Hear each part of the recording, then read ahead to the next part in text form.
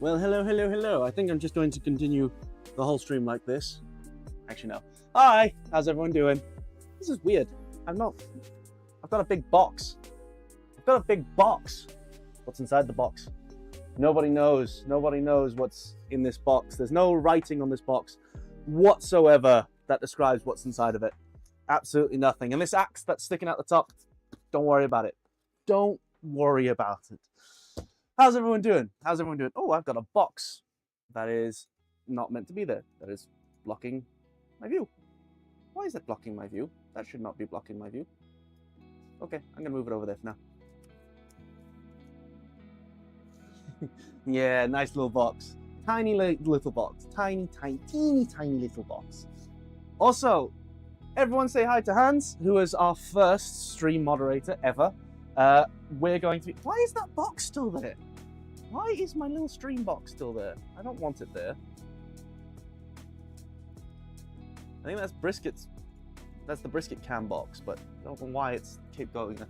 Ugh, yes. So, we have got the big Centauri Carbon that I've been waiting all fucking week to open. Kevin Lee, how you doing, bud? How you doing? Yes, I've been waiting all fucking week to do this, but I've had some other stuff on, which has kind of got in the way, and I kind of really need to focus on that. So, I've been putting it off for a week, and it's just been staring at me from the corner. So, first things first, before we get going any further, I bought this thing with my own money.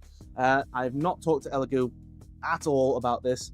Everything you're gonna hear in this little unboxing and potentially a review, if I feel like doing a review, is going to be my own words, and no one else has had any comment on it.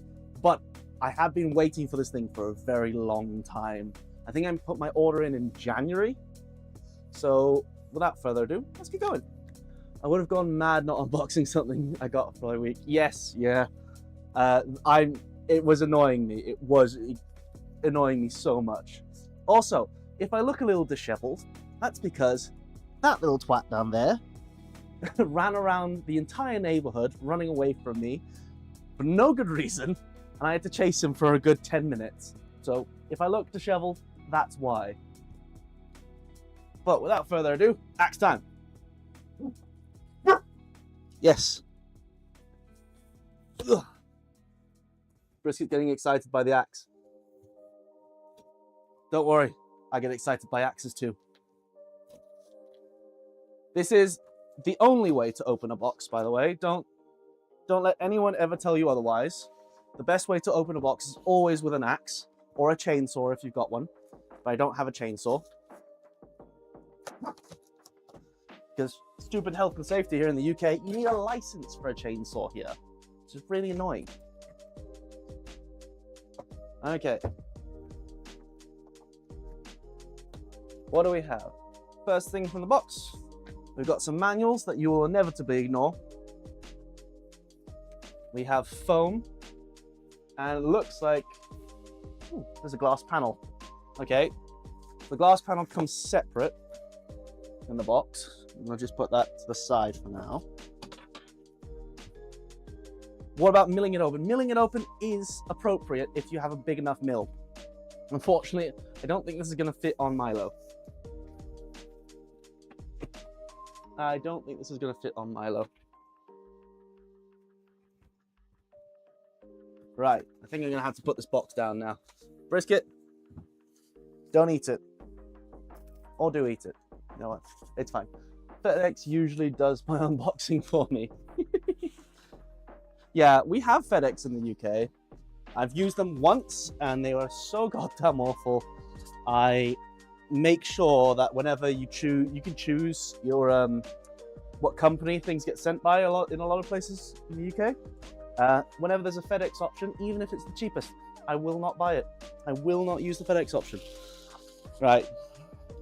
Having opened 3 Bamboo Labs printers in the past, I'm going to trust that this bag is not going to break on me. Ugh. It's way more force than I was expecting. Ugh. I hate this method of opening printers.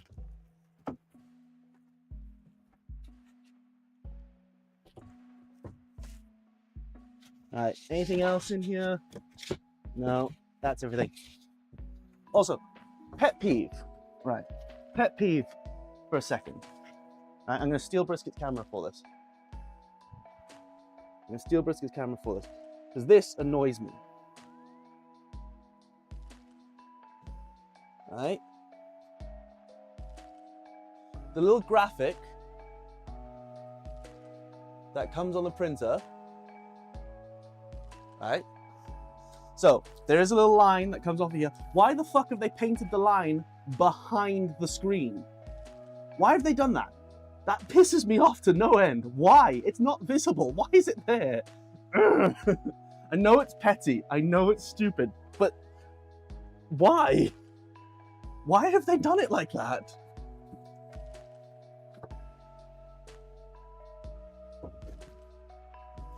Right. It's just one of those things. It really annoys me when I noticed it.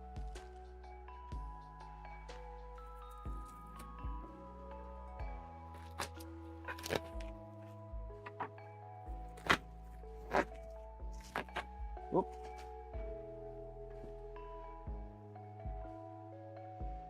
Nice joke. So I can see the poop chute on this thing. And here's a thing. That I've just noticed. On some of the early Centauri Carbons that came out, they didn't have the little AMS port on the back, from what I've been shown and seen. So the little AMS port is actually on the back of this one. Right, so I'm guessing this is a fully shipped version.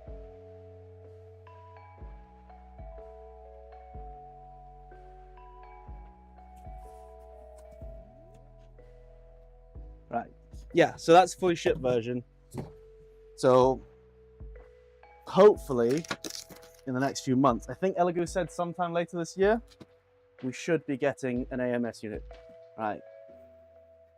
Now, I'm doing this as like a blind guy unboxing type thing. I have no idea what order I'm meant to do everything in. I'm gonna be that guy who doesn't follow the instructions as usual, but that's because a lot of the time people don't follow instructions. They kind of just follow things through intuitively, don't they? Right, we got a box. We've got a box. What's in this box? In this box is, looks like the screen. I'll put that to one side because we're going to need it. Oop. Looks like we've got a little bit of PLA, a glue stick, an acupuncture needle. Right. Okay. Okay, it is a solid plastic thing. I was going to say the acupuncture needle looked like it just came in a blister pack type format, which means that if you crushed it or moved it in the wrong way, that needle would poke straight out. But there is a little plastic ampule in here. Because I have seen these ship just by themselves in bags, and I hate it because I always get stabbed by them. So I'm going to stick that in there for now. We've got 220-volt plug, and I'm guessing that's a spool holder. It looks like a spool holder, so I'm going to guess it's a spool holder. I have a P1S in the hallway, and it has like a poop bucket on it, and oh my god, my cat loves to raid it and scatter the poop everywhere. Yeah, my two P1Ss that I have here, they both have poop buckets on the back of them. Honestly, I don't think I've ever emptied them. And they're slimmed down versions, so that they'll save space. But if I don't really print in multicolor ever, so the only thing I get is the purge.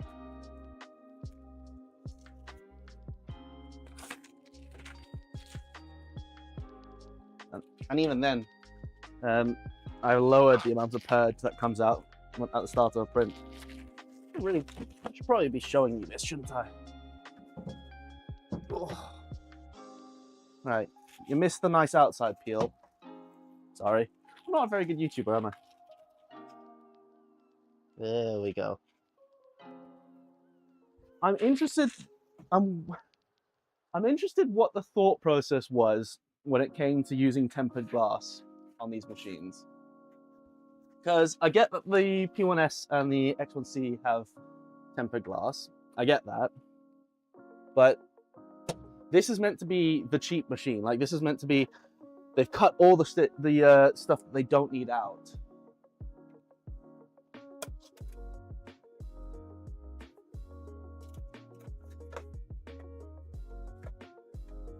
They've cut all that shit out. So why include tempered glass? Like, it's nice, don't get me wrong, I like it, but I don't see how they're making money on these printers. I genuinely don't see how they're making any money with these printers because of stuff like that. It's probably safer to ship, safer than polycarbonate. Like, look at the Core 1. The Core 1 has polycarbonate panels. It does fine. It'll probably survive shipping a lot better. It'll scratch like hell, like, don't get me wrong. I'd still rather have tempered glass panels. I'm not dissing it, like, don't get me wrong, I'm not dissing the panels at all. I like the fact that it comes with tempered glass panels. I'm just wondering how they're making money on it, that's all. Right. I'm guessing this is similar to the P1S process where there's... Ooh. Okay. All right. That's nice. So, in terms of the bed, it is a bit of a carbon copy with the P1S and X1C, the PEI one, but the grain size on it. The grain size on the powdered PEI is a lot smaller, which you do see sometimes on print beds, and I do prefer it. Oh, damn it. There is a little sticky thing on here. Don't like sticky things on bed plates. Okay? But yeah, it is effectively a carbon copy. Get it? Carbon copy of the X1C sheets. They even have the little cooling tab at the top. Yeah, but it does have a finer pattern on it, and that's just personal preference. I prefer the finer pattern. Does it make a good noise? Makes a good noise. It makes a good noise. Probably safer to ship, safer than regular glass at least. Yeah, that's true. But then again, you wouldn't want to have glass on a normal printer, would you? I guess glass print beds were a pretty common thing for a while though. So, who knows? Who knows? I don't think I will have the right. I don't think I will have the right to talk about safety on doors because my Milo enclosure has tempered glass doors. Yeah. Yeah, that's an accident waiting to happen. That is a broken end mill away from being a real problem. Right. Oh, looks like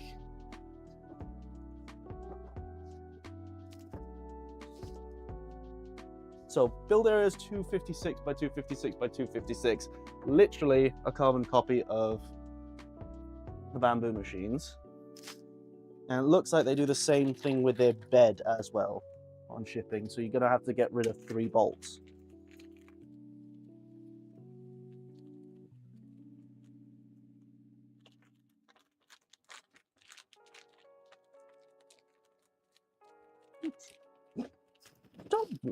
What is up with you? Huh? What is up with you? Why are you being so barky today? He's looking up at me. He thinks I've got treats for him. No, this is not a baggie of treats. These are tools, I think. Or bits of metal passing off as tools.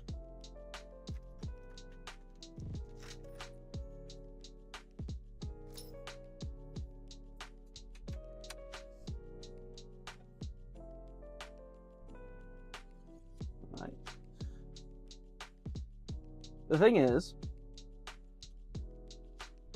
who's seen reviews on this already? Who's thinking of getting one? Is there anyone in chat who's thinking of getting one of these? Because I would like to do a review on it. So if you're thinking of getting one of these and you want me to do a review on it, tell me what you'd like to see about it. Do you just want a standard review? I was thinking of doing like an X1C, sorry, an X1C, a P1S versus Centauri Carbon kind of show off type deal, or maybe like a review in 10 minutes, like everything you need to know about Centauri Carbon in 10 minutes or less. Right, I think that's the bed released now. Hey Thomas, sorry I can't stay, we'll leave. I like have fun. No worries, dude, no worries. I am in no rush to have people here. If you gotta go be somewhere, you gotta go be somewhere. Okay, so differences so far that I've noticed. A, spool holder is on the side of the printer rather than being at the back of the printer, because that's fucking useless. And I hate having to reach behind my printer just to get a new spool on. So that's a big plus so far. I don't know how this is going to work with the AMS though. I'm guessing you're going to have to unplug the filament runout sensor. And considering there's a filament runout sensor here, I don't think there's one in the tool head. I don't know. A P1S versus P1 versus CC showdown would be neat. Yeah. The thing is, every review I've seen has pitted this up against an X1C. Why are we pitting these up against an X1C? I get that Elegoo wants it to be like the X1C killer, but it's not. It's not got the same feature set as the X1C. It's got the same feature set as the P1S. So, yeah. So, I'm guessing it doesn't have... Oh, how do you take this off? There we go. I'm guessing it doesn't have a filament cutter in the tool head. Sorry, not filament cutter, filament runout sensor in the tool head. So, for runout, I'm assuming they just have a set distance from this end of the PTFE tube to that end of the PTFE tube, and they just kind of wait effectively. Either that, or they stop it the moment it gets to the runout sensor, and then you have to feed it in from the runout sensor, which is a bit of a pain to do because it means you have to stand there waiting and pushing the filament in, but we'll see. Okay, yeah, I'm wondering how the AMS is going to work on this. Everything's kind of on the wrong side compared to the P1S, so the poop chute is on, it would be the right side rather than the left side, and the power inlet is on the opposite side to the P1S as well. Okay, which is going to make it a little bit difficult to find a spot for it in the workshop. I was thinking about one, though I pushed that decision to later after realizing how much I still want to spend on Milo. That's fair. Considering how much you've already spent on Milo, I'm surprised by that.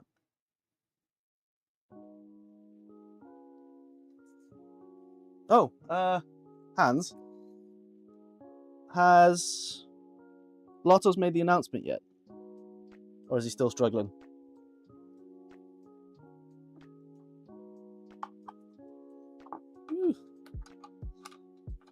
Alright, there's no real good way to do this, is it?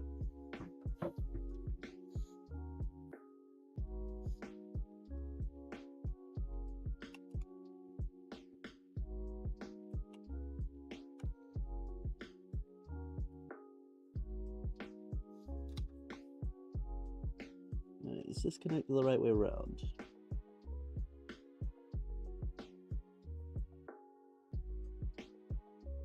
This is where the fact that I don't read the manual gets me in some trouble.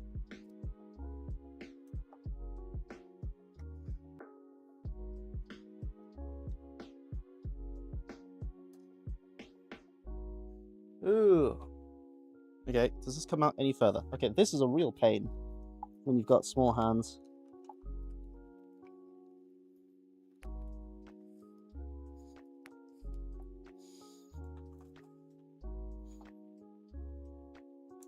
There we go. Got it. Got it. Nailed it. Okay, now what? Ah, it slots downwards. Nice. Yeah, so that's one upgrade over the X1C. Sorry, not over the P1S. Is it's actually got a display this time. So I want to see how good that display is. That's a real win for me if that works well. Because although I'm not in the group of people who think that the screen on the P1S is bad per se, I do think a touchscreen is better. I do prefer a touchscreen over not having one. All right, let's put some foam back in the box.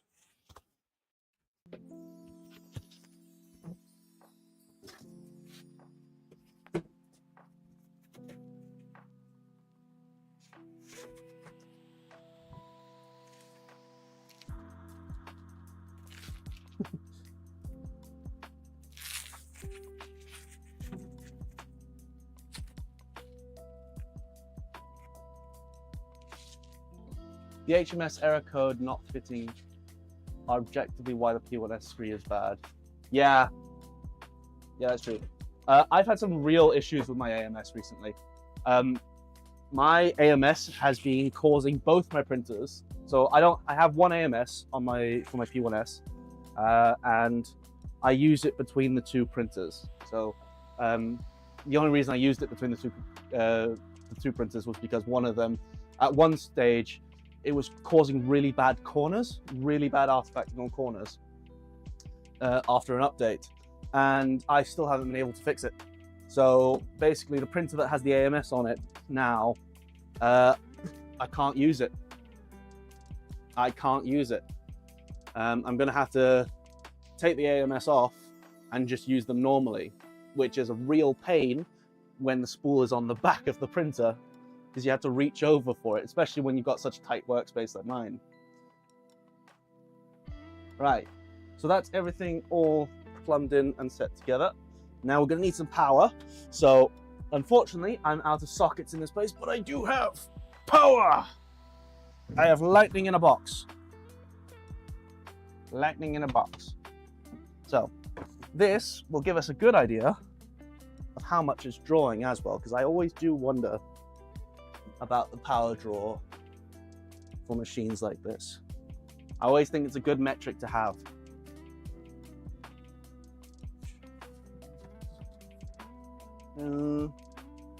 Where is the box with power plug? Did I not take the power plug out? I did take the power plug out. I just don't know where I put it. Where did I put it? There I put it. I love peeling those protective plate plasticities off. Yeah, it's nice. Nothing better than a good peel. I've still got the peel left on the battery. That's because I'm really looking at moving into a van and moving this workshop into a container next year. Or even later this year, depends on how things go. So I'm looking at downsizing quite heavily. And I want to leave the plastic on here until that's done. Which sounds like a really weird thing to say, but that is how I want to do it. Okay, that is all powered up.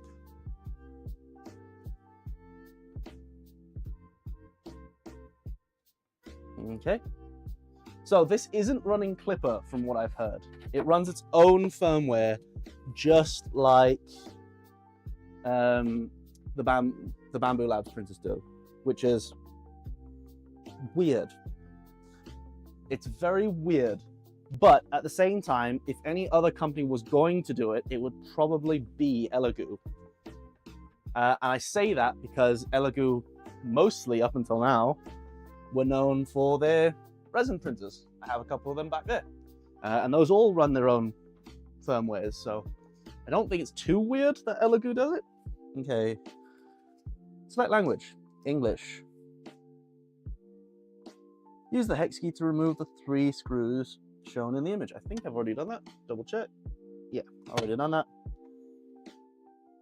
Ensure the chamber is free from foreign objects and click confirm. Okay, I don't have my head in there. Good. Start self-check process. Place the build plates correctly with side A facing up. How do I know which side is side A?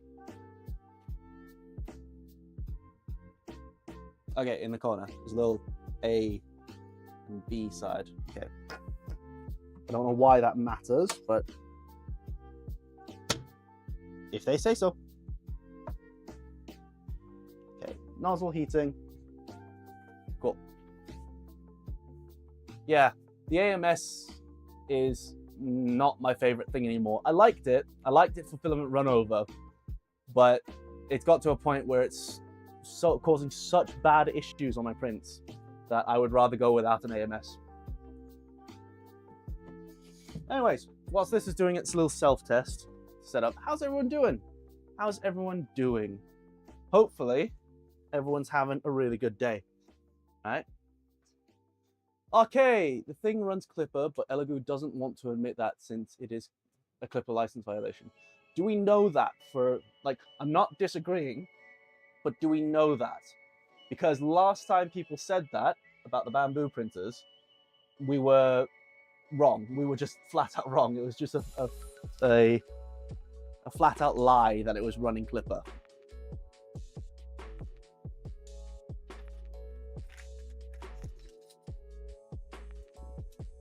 Still heating the nozzle. Doing great now. Got rid of my headache I had for all day and working on milling something out of it. Nice. What are you working on? What are you working on? If it does run Clipper and it's a license violation, then they deserve to be called out on it. But at the same time, we've done this before as a community and jumped the gun, and then it's not been the case. So I would love to know if there's actually any substantiation behind those claims. But anyways, yeah, it's been a hectic week on my end. It's been a really hectic week on my end. I have barely had time to do anything.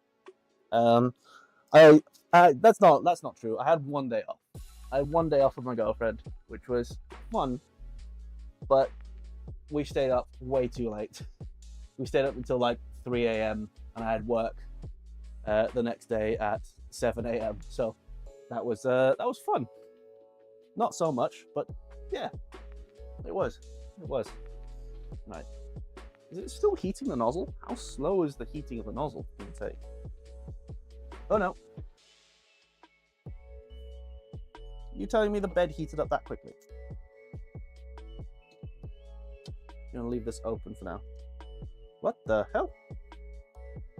Okay, this is weird. There is green filament in here. There is green filament in the nozzle. I assume that's a good thing because it means that they've tested it. They've at least tested it when they at factory. You have hardware, so you can repeat the steps and check yourself. That would be nice to have more confirmations. Yeah, well, I have the hardware, but I have no idea how to test if it's Clipper or not.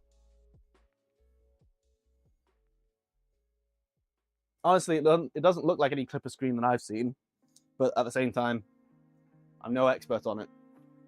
Nothing fancy, it's a test part I'm milling out for showcase and some parameters testing from an old scrapped alley block. Fair enough. Fair enough. Right. Are these plastic panels, or are they? They sound plastic.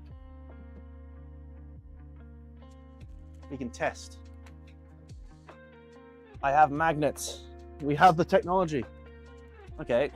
So these are steel panels. Oh my god. Probably shouldn't be testing it.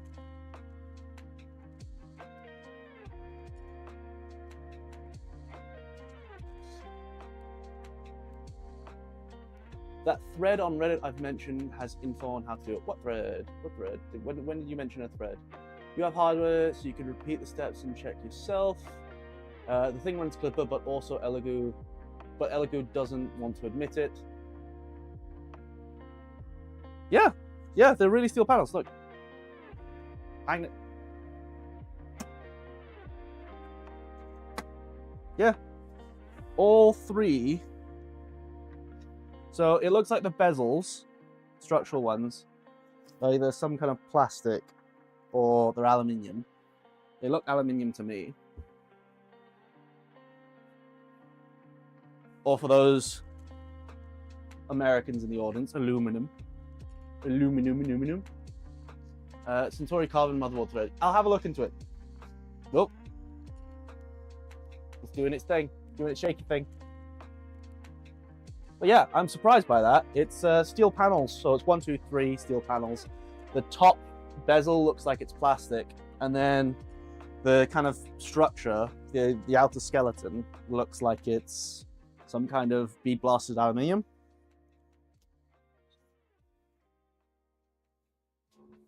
So yeah, that's a surprise, because even the P1S doesn't have that.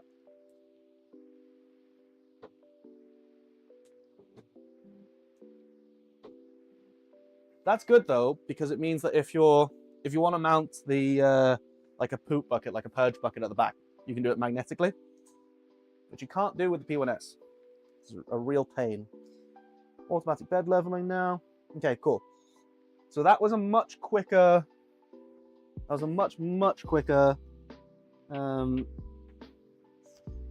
resonance testing than I'm used to, than even the P1S does.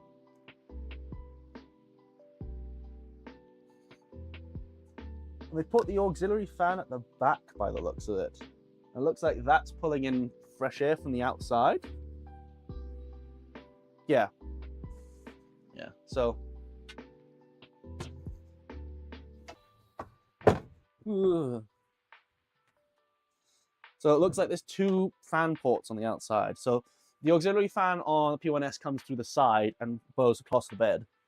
And it looks like there's one grate for filtering on this side. There's a little carbon filter in there. And on this side is the auxiliary fan that blows across the bed. So that's coming in from the back, which is interesting. There's nothing wrong with doing it from the back, but oh, there, it's just turned on. It's just turned on. Oh, that is way more powerful than the... That is way more powerful than the P1S fan is. Holy shit, that's a big difference. That is a huge difference.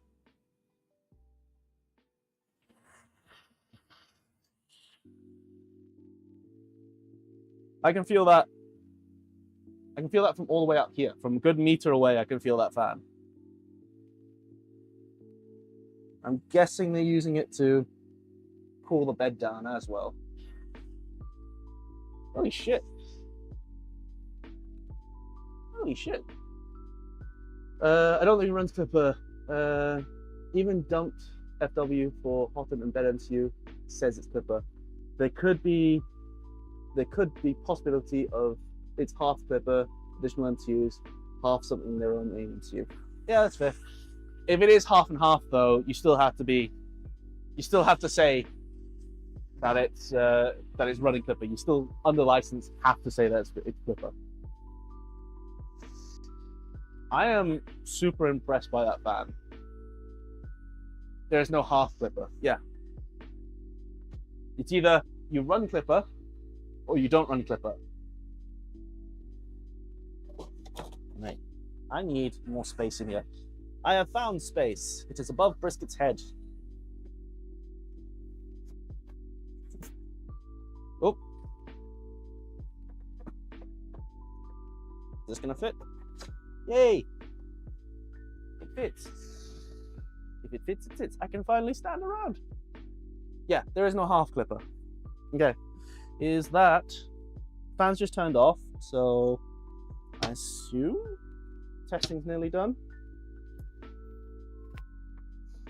So I know this off by heart because I've done it quite a few times where I've moved various bits and bobs around.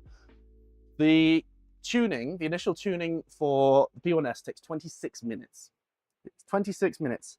That took us 10, something like that. It still hasn't finished tuning though. Oh, now it's doing. Ah, okay. I was really confused. It's doing the piezo, the tap sensing now.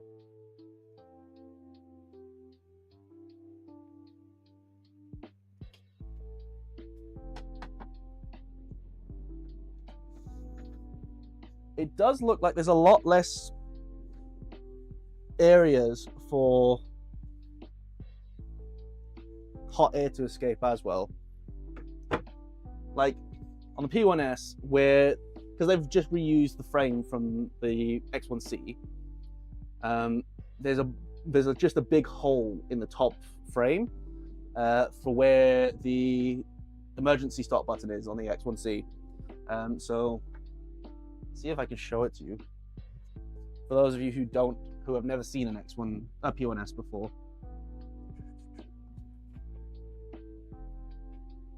I'll show you what I mean. So on the P1S, there is basically, oh, this is really dusty, I need to clean it. There is a little hole at the top, and there's quite a big hole by where the bezels are on everything. So this thing leaks hot air like a bitch. It's not been too much of an issue for me, but the fact that this has a smaller poop chute at the back, it doesn't have that hole at the front, all the bezels all the little panel gaps for where the tempered glass is meant to be are a lot smaller. Like, I do think that this thing overall will maintain heat a little bit better. I do think it's going to maintain heat a little bit better, but we can test that. We can test that. I think we can test that. We'll have to figure out how we can test that. Oh. Yeah, honestly, so far, I haven't seen print quality yet, and that's ultimately what's going to be the big thing. But so far, this thing impresses me more than the P1S does. And I like the P1S. I'm gonna put it straight out there. I really liked the P1S when it came out. I really did enjoy that printer. They have been my workhorses for the last year and a half. So to say that this thing impresses me more is saying something.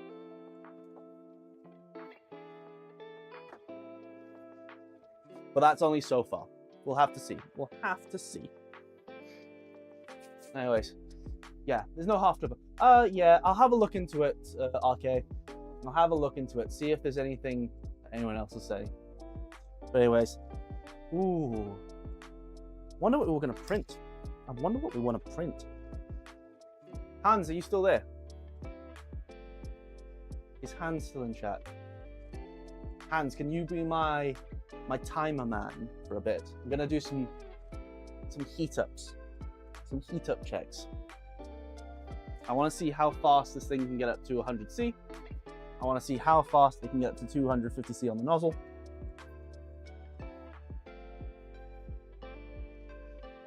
Sure thing, perfect. Looks like it's about, oh my god, I think it's doing 100-point bed level because it's not even halfway down the plate yet. Gonna open up a stopwatch in a second. No worries.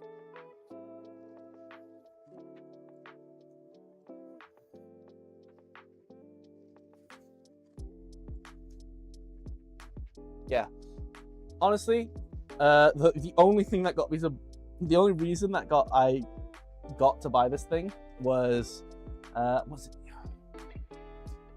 a YouTuber I watched said that it was out for 300 quid, and I didn't believe it at the time because 300 quid for the spec sheet on this thing made no sense to me. It still doesn't make any sense to me. How is this thing this cheap? I know that's an early bird price, but still. I know that's an early bird price, but still. All right. So far, and I still haven't printed with this thing, so far I'm impressed by it. But that might all change. It might print like dog shit. But I doubt it's going to print like that because most printers nowadays can print all right, even at speed. I don't think there's a been a printer released in recent memory that doesn't print well, except for anything Creality puts out, because I just don't trust Creality. Why would you ever trust that company?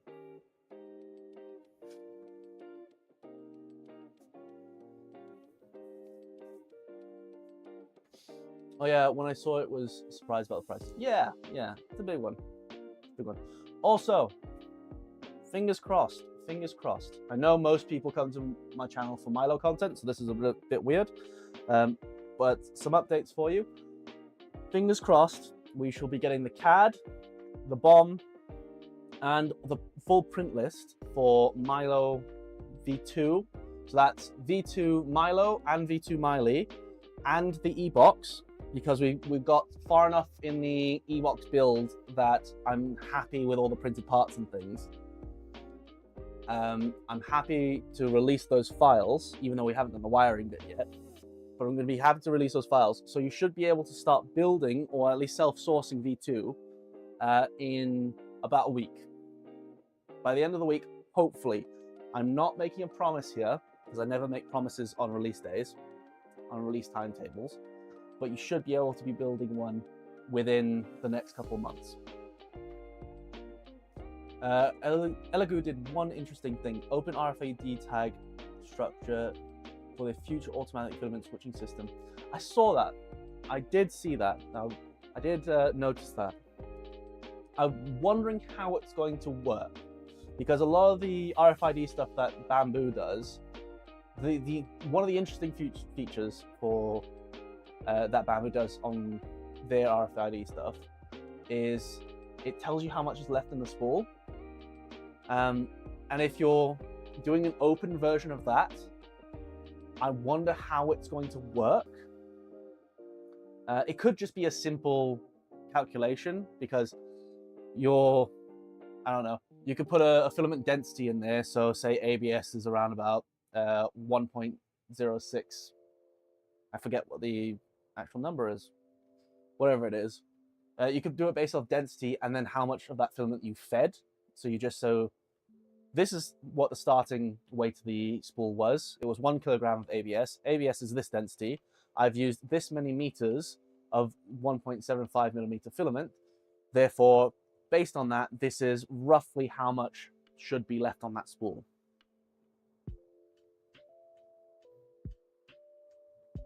But AMSs are not that interesting anymore. I'm more excited for the Bondtech Index solution. I am too. I am so excited for it, because Fabreeko at some stage should be sending me all their bits and pieces for the Micron. And I would really love the Micron to be my index machine, because I think it's $250 for one single tool head from Index, and then it's like $50. I don't know the actual numbers. It's like $50 for every additional tool head or something like that, which is mind-boggling to me. And it's quite a small tool head as well, from what I've seen. So I would love to have a Micron with like 3 or 4 tool heads on it. $35 each. Yeah. So even cheaper. So yeah. There are some downsides to the Index. For example, if you're trying to go high flow with it, like really, really high flow with it, because they're trying to keep it at a low thermal mass because it's an inductive heater, if you're trying to do really, really high flow stuff with it, it's not going to be able to keep up. There just isn't the thermal mass there. Yeah, Index will be a game changer if it works reliably. I think it will. Bondtech is one of the companies I do see as like quite reliable in this space. There are a lot of companies I don't see as reliable. E3D used to be like that, but E3D has kind of fallen off in recent years, unfortunately. I still love all of E3D's products. I just don't think they're keeping up at a good enough rate. Like the Revo ecosystem, I'm not bothered by at all. I don't care about Revo. The only cool thing I like about Revo is the fact that you can use a piezo detector on it. You can use it on other hot ends, but I've heard mixed results with it. But I don't care for switching nozzles. I don't do decorative stuff. And when I do decorative stuff, I use my resin printer. Like, I use my resin printer for all my D&D stuff. I use my filament printers for big prints or industrial prints or things like that. Stuff where I don't care what the final, what the nozzle diameter is. As long as it prints fast enough and decent enough, I don't care about it. So, yeah. And then what did they release? They released an extruder. What was their extruder? What's their extruder called? What's E3D's extruder called? They have a smart extruder. Oh, God. There's too many extruders on the market right now. Even better sounding in GBP, 25 quid. Yes! It's like, here's a weird thing that happens a lot of the time. Printers get a price in the US, and then almost always in the UK, it's the same number, but they don't account for the fact that pounds are worth more. So like, if you bought one of these in the US, it's 300 bucks in the US. It's also 300 bucks here in the UK. There is a significant difference between those two numbers when you actually convert the two. Yeah, I saw it in person and it looks good. Just hoping it stays good. Yeah, I am really excited for the Index. I want that thing to succeed so badly. Self-check complete. Okay, confirm. Awesome. Right, Hans, are you ready? I'm gonna try and figure out. Hans, are you ready with your little timer? We're gonna go to 100.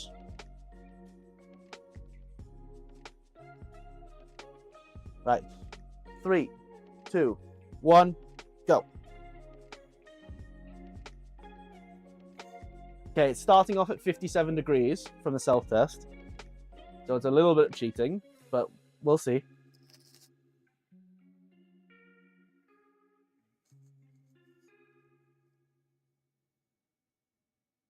Okay, it's at 70.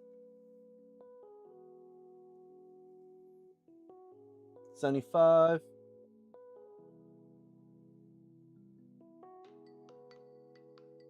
We're at 80 now.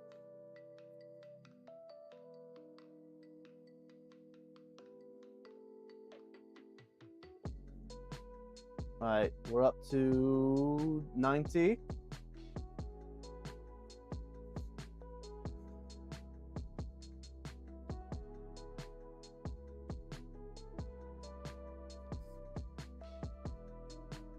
$97, 98, 99,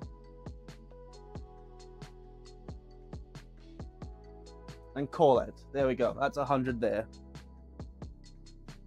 Hey D, how you doing? How are you doing? Right. So let's see what we can do. Let's see what we can do with this thing. There are a couple of test files on here, but I don't think they're set for ABS. Oh, automatic leveling, PID tuning, input shaping. Oh, this is so good. So one of my pet peeves, one of my absolute pet peeves with the self-test on the P1S is you can't do each test by itself. You can't do each test by itself unless you specifically say so in Bamboo Slicer. And it really annoys me. So on this, on the screen, you can choose what test you want to do. If you just want to do input shaping, which is all you need to do when you've moved a machine from one place to another, you can just do the input shaping. You don't need to do PID tuning or automatic bed leveling. And that just makes me so happy. Right. Settings, there's brightness setting, network. I'll do network another time. Storage. There are... So I'm guessing it's eMMC, but there seems to be 6.4 gigabytes of storage on here. Isn't too bad. Total print time, 00. And camera. Okay. There is a benchy. Texture build plate. Okay, so it does look like this is meant to have a smooth side to it. I've just touched the bed, that's 100 degrees C. Ow. All right, 0. Okay. Ow. Z. There we go. I want to take Z down. Okay, so it's not a real-time controller like the POS has. Okay, that's kind of annoying.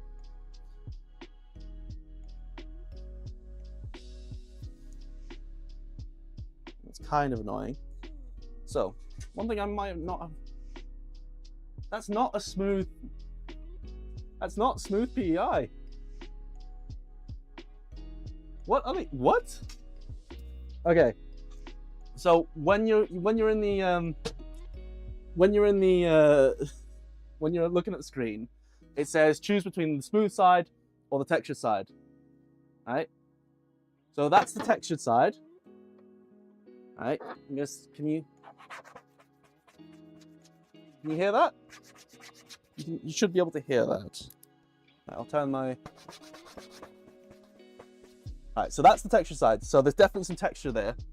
The other side, it's smoother, but that is not flat. That is not a smooth piece of PEI. Like, you can still hear it.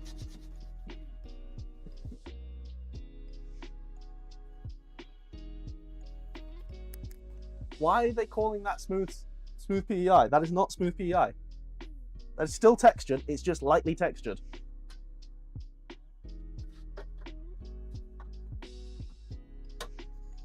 Okay, that's a bit weird. Right. There's a benchy. Right, there is a benchy on here. It is set for PLA. I'm going to see if I can... Film is running out. Please replace in time. Okay, cool. That's cool. So it knows before the print starts that I don't have anything installed in there. I don't have any PLA on me because I normally just print an ABS. So hopefully we're just going to change some settings around. It's only a benchy after all.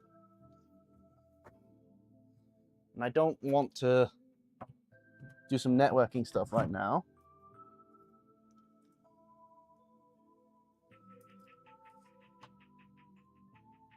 I don't own any PLA. Doing well, thanks. Hope you're all good. Yeah, we're all good. It did ship with sample PLA. It did. You're right. You are right. I think I threw it away. Did I throw it away? Ah, back here.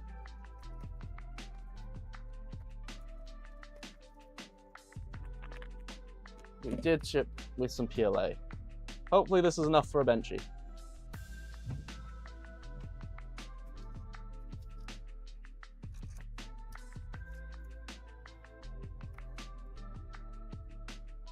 Hopefully this is enough for a benchy.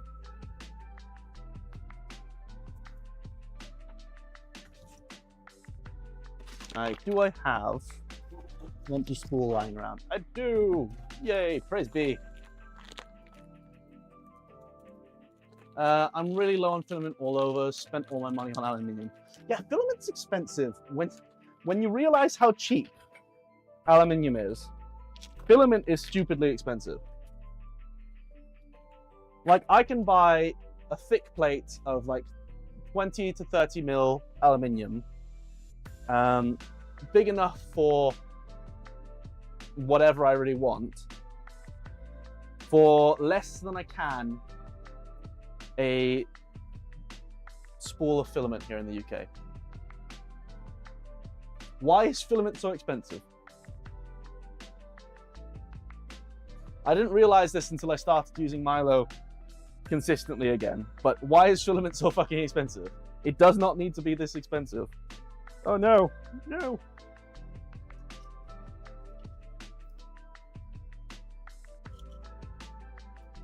All right, I'm just gonna manually wind this on the spool.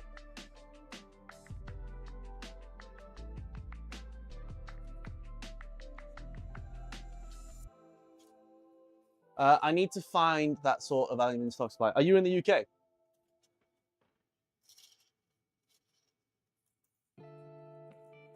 true. I can buy like a meter of 120 by 20 alu here in Hungary for like the price of 2 spools of filament. Yeah. The US, yeah. Well, it might have something to do with the fact that tariffs are a thing, and one of your biggest tariffs is your aluminium tariff with China.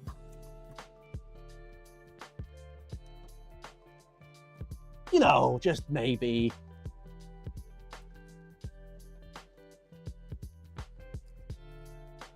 Okay.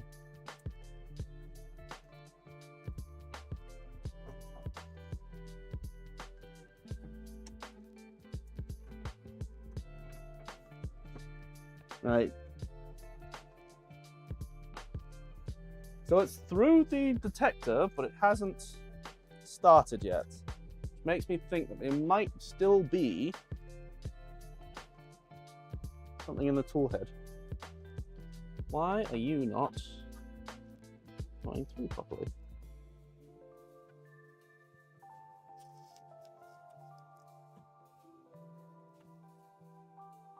Okay. There's a lot of tension on that PTFE tube and on that belt. I don't like that. That is not something I like.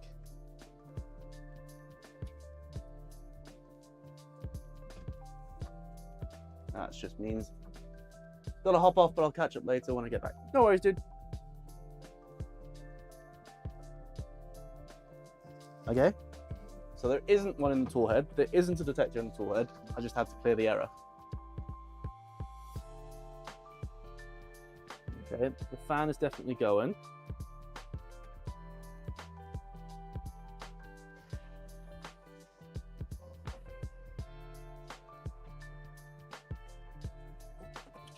I am going to do a little bit of a test. Cheers, dude. See you in a bit.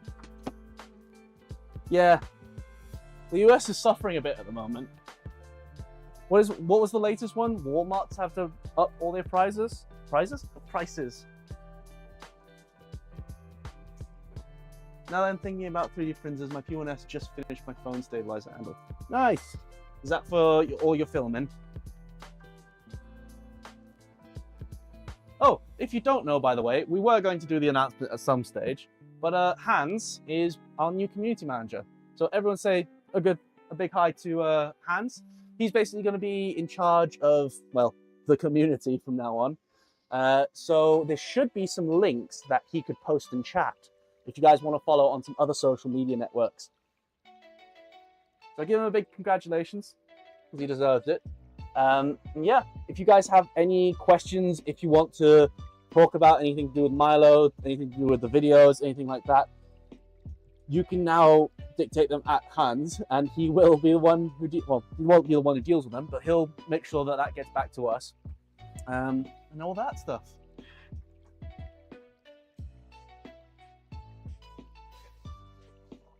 Okay.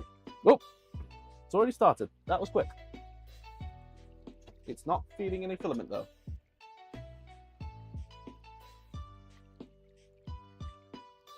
Okay.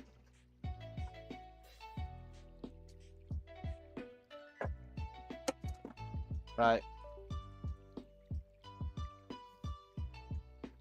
I'm going to cancel this print. Stop. Stop.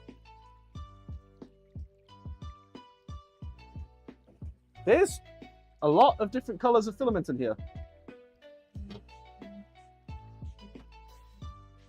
That is weird. There's a green filament that was purging out earlier, and there's a blue that's just come through. The filament we're printing with is neither of those colors. Neither of those colors are something that we've loaded. Okay, right. Let's do this properly, shall we, and actually load it. Extruder. Load.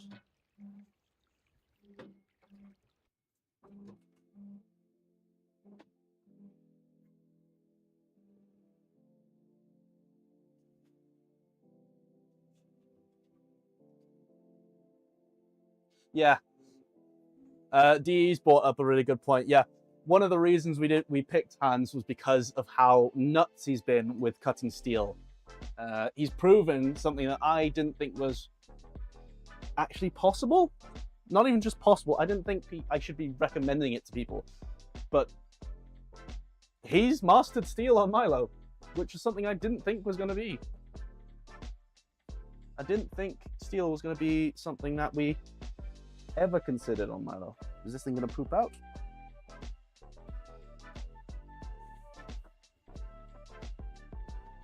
This is kinking really badly. Well, it's up to temperature, but it's not feeding.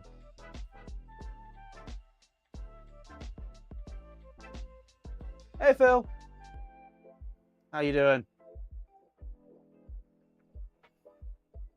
Right, I may have spoken too soon about how much I like this printer so far. Because I'm not a big fan of how steep the filament path is and how tight it is. Well, let's see if I can push even further with serrated cutter. I'm waiting on. Yeah, you've got a corn cob cutter on the way, aren't you? You guys still on PogChamp? What the hell is PogChamp? Currently a bit drunk. Oh, it's all right, Phil. You're allowed to be. You're allowed to have a day off every now and again. Hey, I've never drunk on stream before. No, never. Never. Definitely not something I've done. Click completed if the filament is extruded. If not, please push forward and click retry. It's not been extruded. In fact, don't even know if it's getting to.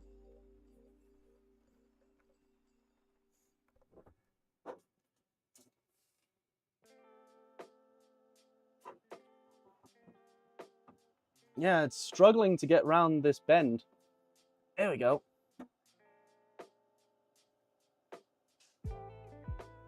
There we go. I can hear it extruding now. I can finally hear it extruding.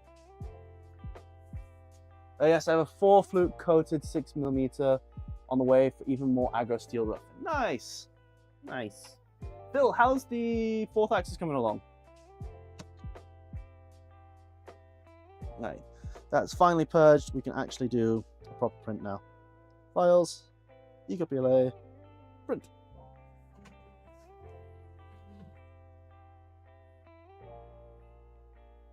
Had a few GNTs with my boss. With my boss's boss. Oh. Okay. Alright. This is annoying me, so I'm gonna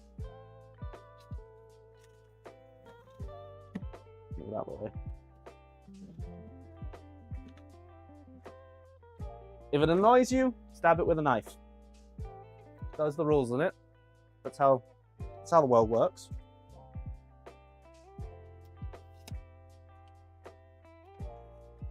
Let's give you a better view, shall we? Shall we?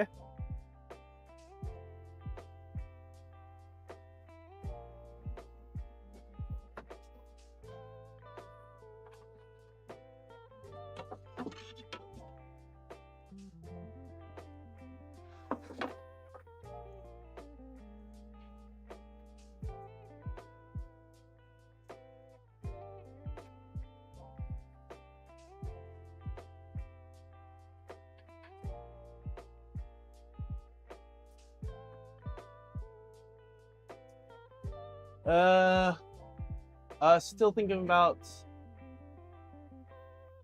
more effectively center it, but I guess it's like 90% there. Yeah, the actual structure's there. It's just getting that last little bit, isn't it? It's always the way. It's always the way. The 80-20 rule is like a rule from God. Okay, let's see what the power usage is like on right now. So with PLA,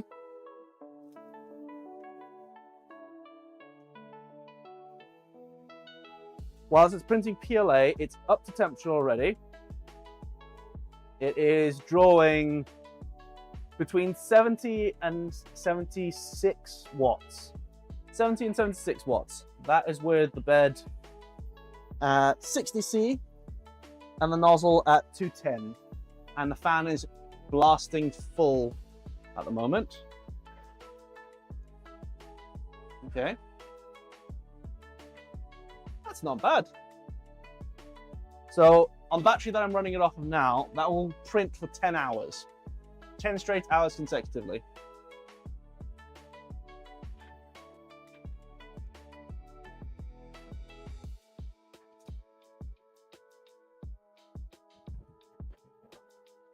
I don't think that's bad.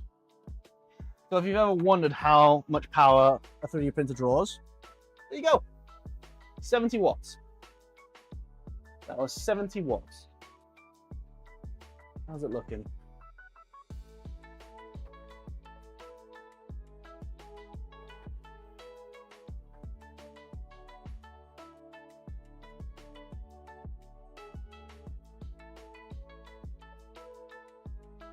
Just a heads up, we've had a lot less streams lately, mostly because I've had other work.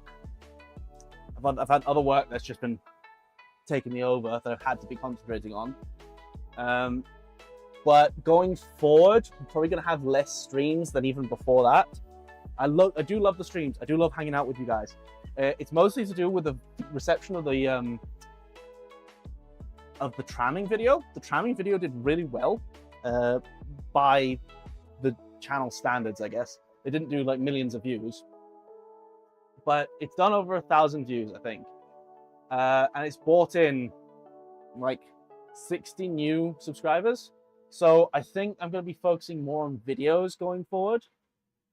I'll still do the occasional stream because I like hanging out with you guys. I think this is the best way to actually communicate with the community. But I think videos are definitely going to be the way I go forward. Hans is working on some stuff for me that has almost nothing to do with making in general, but it does at the same time.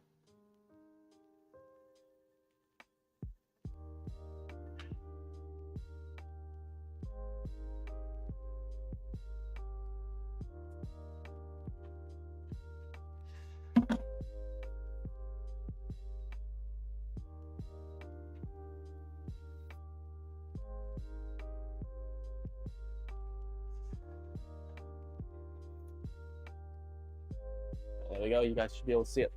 So, with that being known, what do you guys want to see?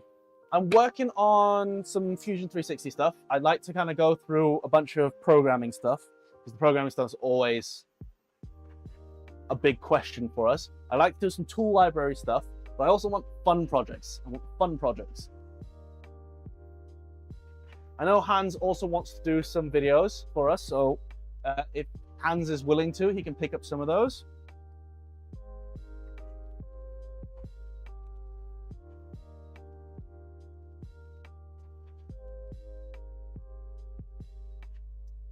Oh yeah, the last time I attempted to be programmed op, it only automatically became a resonator.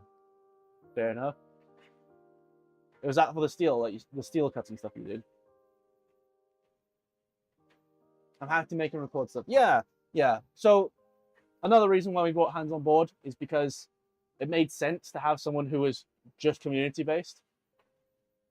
Someone who could actually get content out without having to worry about doing all the other stuff. So there's definitely going to be some stuff that he can do. Right. So far, this is actually looking pretty good. I don't see any elephants footing. So it looks like the offset was pretty good. Oh yeah, I want to do a video on how to actually use the fourth axis. Yeah, that'll be good, because unless you have the paid version of Fusion, you won't be able to do simultaneous fourth axis stuff. So doing some showcase stuff on, what's it called when it's not simultaneous fourth axis? I always forget.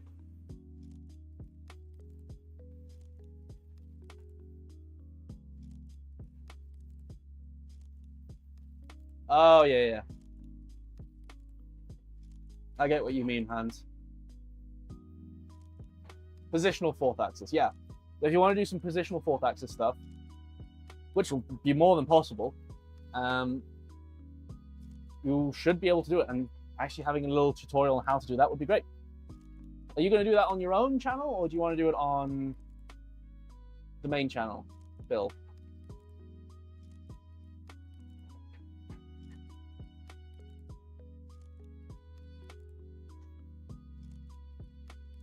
What I am actually really digging this thing.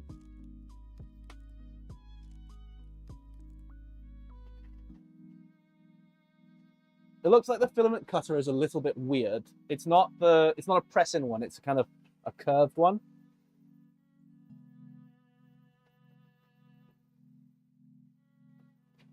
Happy to do that for here. Yeah. I don't mind anyone in the team posting content on here. Just let me know and I'll make you a moderator. In fact, Phil, I'm pretty sure I can make you a moderator right now. Where's my mouse gone? There it is. Phil, you moderator. Okay, why isn't it letting me make you a moderator?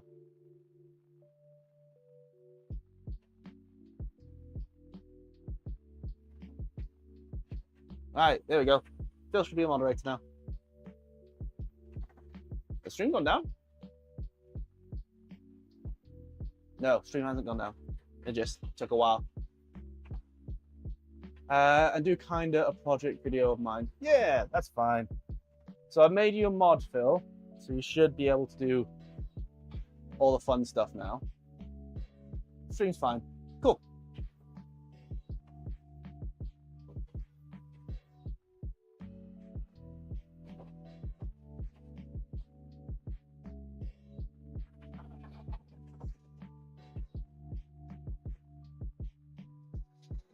I will say one thing.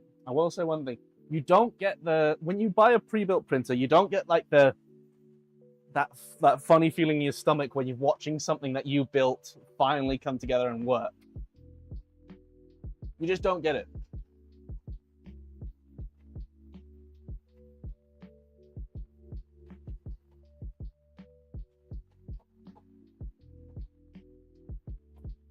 That's why I'm so looking forward to the Micron build. I'm so looking forward to that build. I have got some stuff that I'm going to mill for it, some parts I'm going to mill for it. I have got some stuff that I want to build with it. I want to put the index on it. It's going to be such a cool project. I'm going to have so much fun doing that. But we got to get to a point where I can actually do it.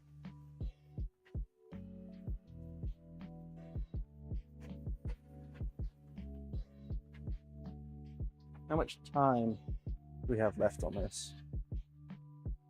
So at 60%, we have 6 minutes left.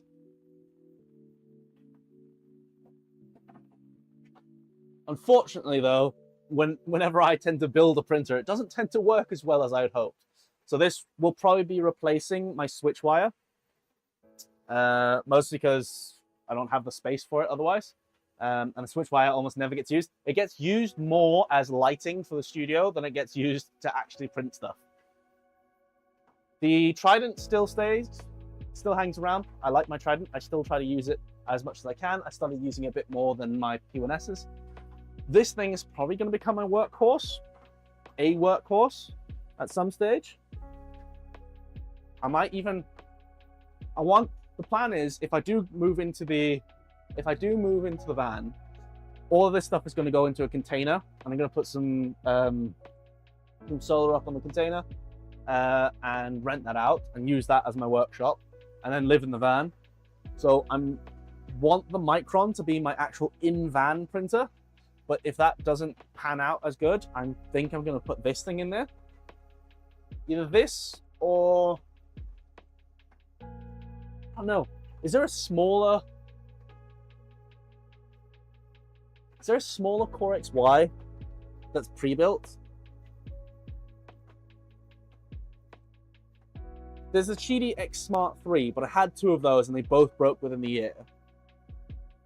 And they're just as expensive as this bad boy is.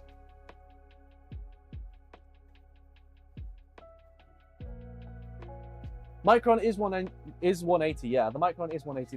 There is a 120 version of it as well, but most people get it as a 180. It's a lot smaller of a machine.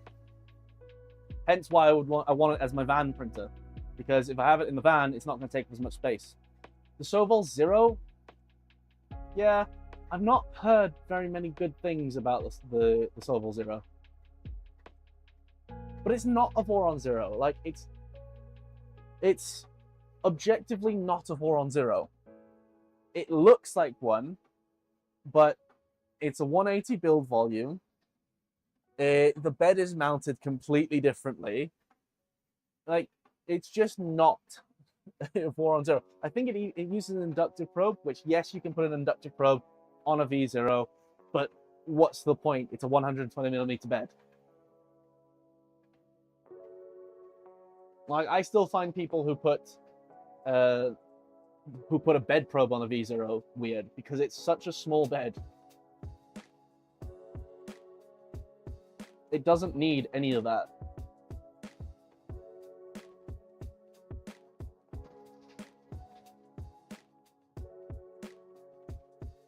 Like, it is the Solval Zero.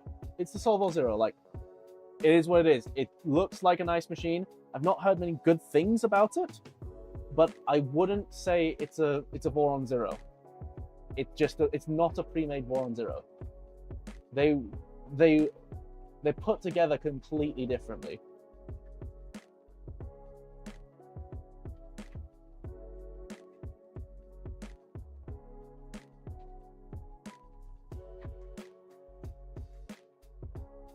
It's one of the opinions that me and Nero share.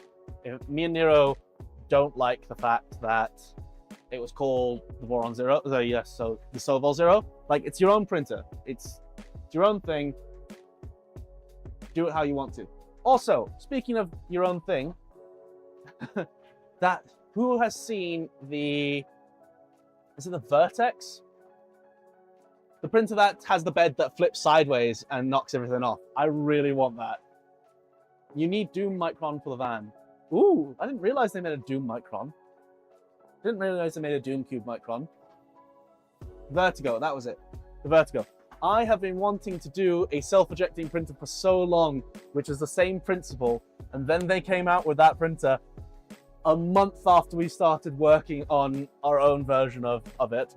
And I'm not going to lie to you, their solution is so much better. It's so much better.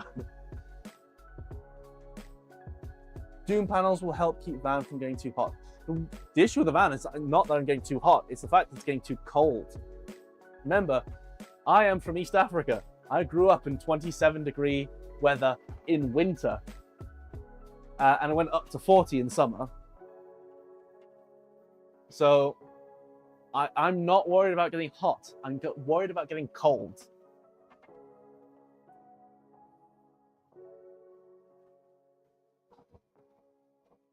And as is tradition, whenever we do a stream in here, we always check the temperature of this room. Last time, it was 27 degrees. Alexa, what's the workshop temperature? The workshop temperature is 22.75 degrees. 22.75, so it's not too bad, but that's because I've got the window open, and it's currently 12 degrees outside. So yeah, it gets warm in here. Whoop. That's finished.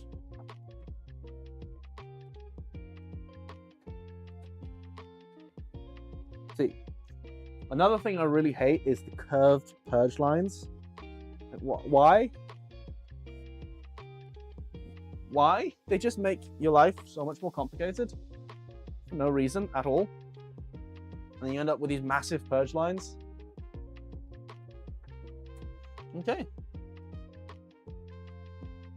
Okay, so not the best benchy I've ever seen, but definitely not bad. It's got a little bit of a bow line. Let me get the camera up. So, it's going to be a bit hard to see with it being white. Let's get this. Focus, focus, focus.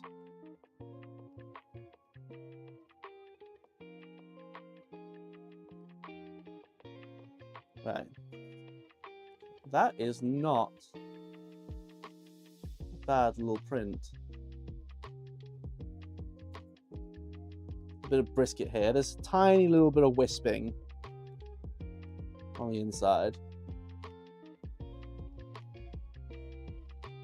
There's a little bit of residue from the color that was in there before. A little bit of blue residue, but you can definitely see what's written on there. With your finger, there's definitely a little bit too much squish, just a little bit, but they have that on the P1S as well to ensure that it actually adheres to the bed. But all in all, I don't think that's a bad result.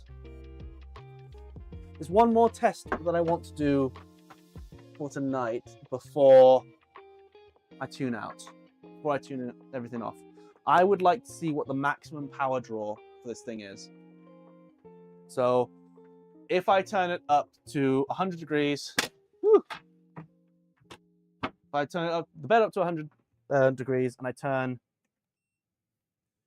the nozzle heater up to 250, how much will it draw?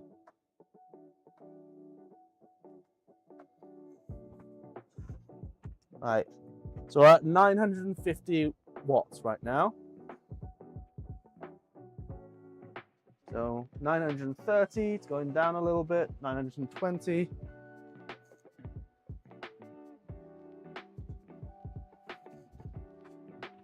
We're at 900.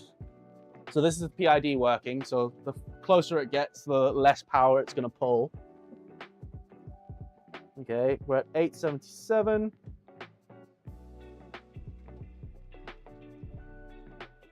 $860. Cool. So the highest it got to was about 950 watts. All right. The tool heads up to temperature, and we're at 92 watts on the bed. It dropped significantly down to 500 watts, 550 watts. Oh, just jumped up to 640. All right. The bed's at temperature now.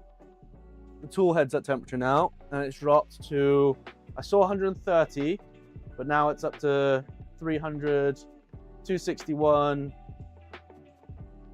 116, up to 200 again. Yeah, okay.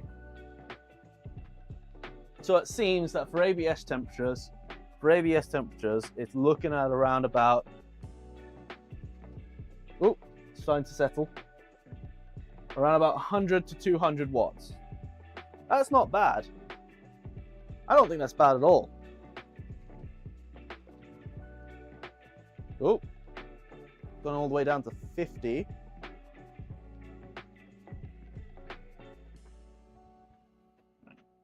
Let's let you guys see these numbers too. We're looking at that number down there.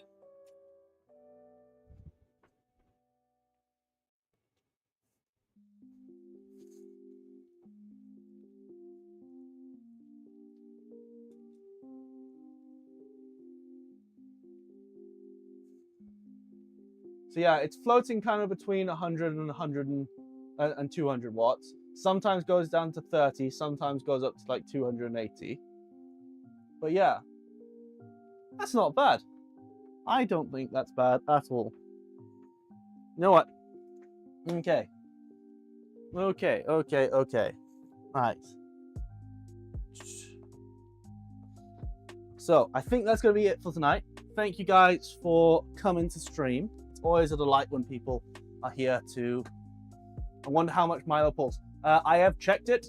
This battery can output 2 kilowatts and it can run Milo. I just didn't check exactly how much it was pulling. I didn't check how much it was pulling in cut, because it's going to pull more power in cut than if you're just powering it up, powering the spindle up. So that's a whole thing. Yeah. Anyways, thank you guys for coming. It really is appreciated when people show up for stream. Like I said, streams are going to be a little less common than they were before, but we are going to try and get a lot more videos out, a lot more content on that scale out.